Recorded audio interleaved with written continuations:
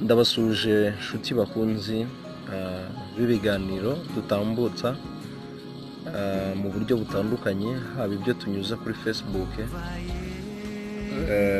mu buryo bwa post na video, haba n'ibyo dukora by'ama audio n'ama video bigaraboneka kuri YouTube channel Ijuru Ntirikorerwa, ndetse n'ikiganiro gitambuka kuri Country FM 105.7 buri wa kane saa 2 kugera saa 3.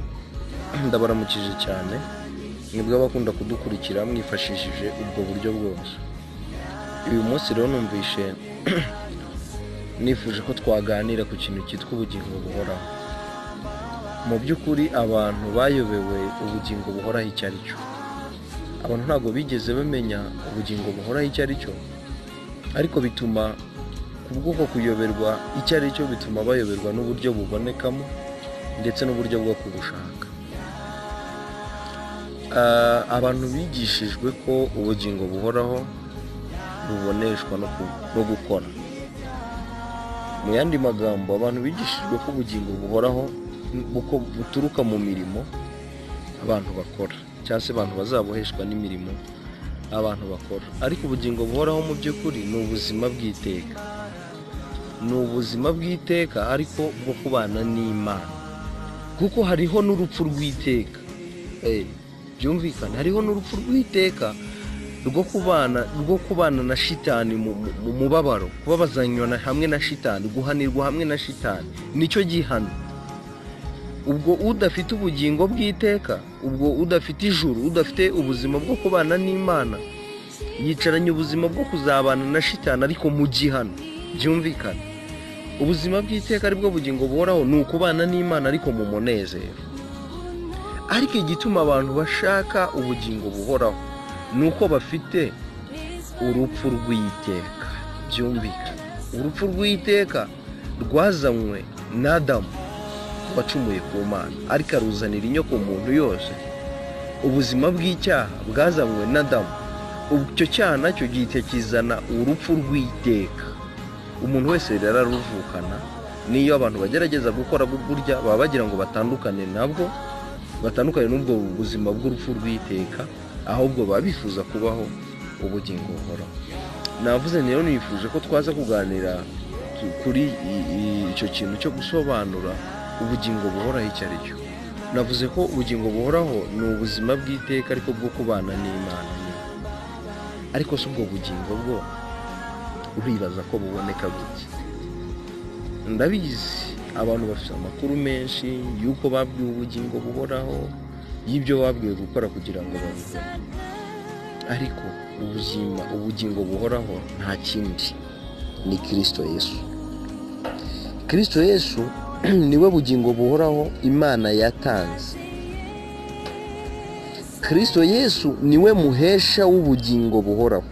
Kristo Yesu niwe muhesha w'ubuzima bw'iteka bwo kubana n'Imana, kuko nyine yaravuze ngo niwe nzira, na niwe kuri, ngo ariko na niwe bugingo. Ubugingo ni Kristo. Ubugingo ntago ari ugukora. Ubwo umuntu wese utekereza nk'ukora kugira ngo abone ubugingo, rwose ni ukwibeshya gukomeye, kuko ubugingo ni Kristo. Ubugingo ntago ari imirimo. Kristo rero nawe abutanga navuga ngo icyemezo kikwemerera kubuhabwa si ugukora nacyo, si n'imirimo, ahubwo icyemezo kiguhesha ubwo bugingo buhoraho, mbese uruhushya rukwemerera kubuhabwa, uruhushya rukwemerera kugera kuri Kristo kugira ngo ubonye ubugingo, ni uko mwizera. Ariko disi abantu benshi bayoboye gukora, bayobeye mu gukora. Abantu barakoze, abantu baratagangaye, ariko igihamya cy'uko atari byo ni uko ubwo bugingo batabubonye. Aho usanga umuntu asenze imyaka myinshi ariko atarabona ubugingo. Umuntu akaba muri korari akaririmba imyaka myinshi akayisaziramo. Nge nigeze mbana ndetse n'abantu batari bazi no kuririmba. Nigeze mba umuyobozi wa korari ndetse igihe kinini. nkabana rero n'abantu batazi kuririmba, ariko bakambwira ati muyobozi twebwe si uko dushoboye kuririmba, ahubwo tuba turi kugira ngo basi natwe dukorere Imana turebe ko yazaduha ubugingo buhoraho. Basi imisanzu tuzajya tubizana nyine, nitujya no kuririmba duhagarare mu murongo, ariko murabizi ko tutabizi neza, ariko icyo dushaka no kugira ngo turebe ko Imana yaduha ubugingo. Nyine wabibona ukabona abo bantu rwose bafite kwifuza ubugingo buhoraho, ariko shitani yabashyize mu buyobe bukomeye bwo gukora. Nanjye nabuhozemo ubwo buyobe bwo gukorera ubugingo buhoraho, ariko nayobotse iyo nzira nkora, ariko nyisangamo n'abatangiye kera bakora.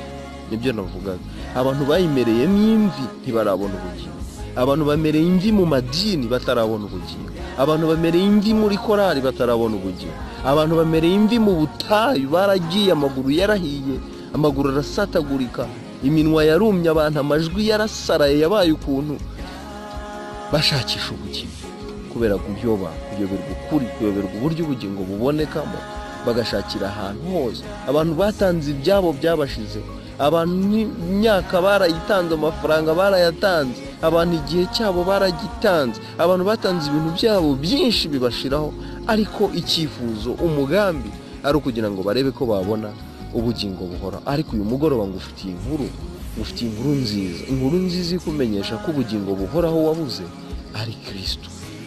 Ahari uraza gutekereza ngo ndamufite cyangwa ndamuzi kubera ko njya numva bamumbwira mu idini, njya numva bamunyigisha, niyo nsenga, niyo nirukaho hose ngenda, niwe mba mvuga. Ariko ndagira ngo nkubwire Kristo utanga ubugingo buhoraho, Kristo udakeneye ko ukora, ahubwo ukeneye ko umwizera ukabona ubugingo buhoraho. Nicyo kintu Kristo ashaka kubana. Kugira ngo ubone ubugingo nicyo ngicyo usabwa, nicyo ukwiriye gusa, ubundi ubugingo buhoraho ukabubona, dore ko nyine butanakorewe.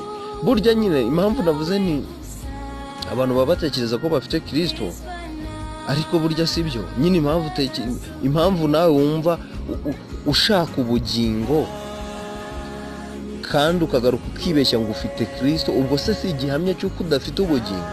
Kuko Kristo umufite niwe nzira, niwe kuri, niwe bugingo. Ubwo igihamya cy'uko umuntu afite Kristo nuko aba afite ubugingo buhoraho, nuko aba atunze ijuru, nuko aba ari mu isi ariko afite ijuru.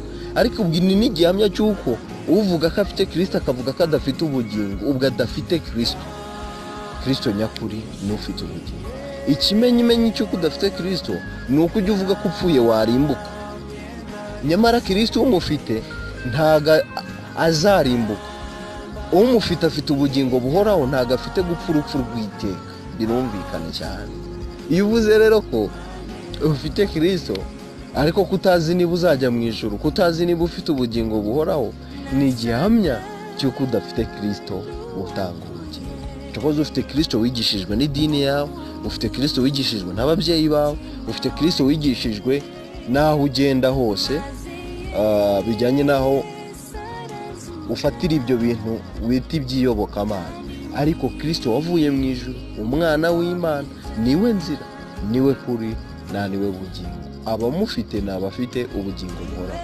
Mbonereho no gusuhuza bene data abera bose bafite ibyo byiringiro, bafite ubwo bugingo buhoraho aho baherereye hose, baba bari mu Rwanda, baba bari hanze y'u Rwanda, ndabaramukije cyane. Ariko nawe udukurikiye ubonereho disi, wumve Kristo utanga ubugingo, wumve Kristo umuntu atunga, akaba atunze ijuru, akaba atunze ubugingo buhoraho, ntatunge kurimbuka. Naho uwo nguwo utunze ariko ukamutungana no kurimbuka, uwo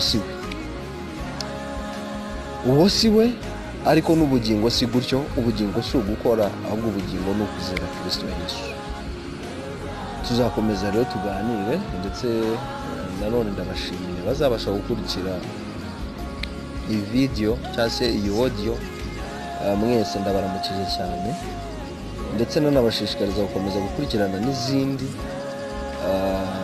ndetse nanabibutsa no gukora subscribe kuri YouTube channel yacu Ijuru Ntirikorerwa, kugira ngo mujye mubasha gukurikirana n'ibindi biganiro byose dukora, ndetse ntibibagirwe no gukanda kuri nzogera, kuri kariya kazogera kaba gahari ka notification, kugira ngo igihe cyose dushyizeho ikiganiro ujye uba mu ba mbere babasha kukibona, babasha kugikurikira.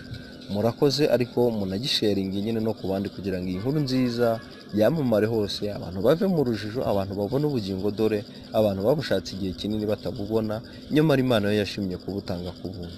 Murakoze, ndabashimiye. Amahoro akomoka ku Mana akomeze arinde imitima yanyu kandi ababeho kuri ubu n'iteka ryose, ku bwa Kristo Yesu watanzwe rimwe gusa agatangirwa ibyaha byacu abari mu isi bose. Amen.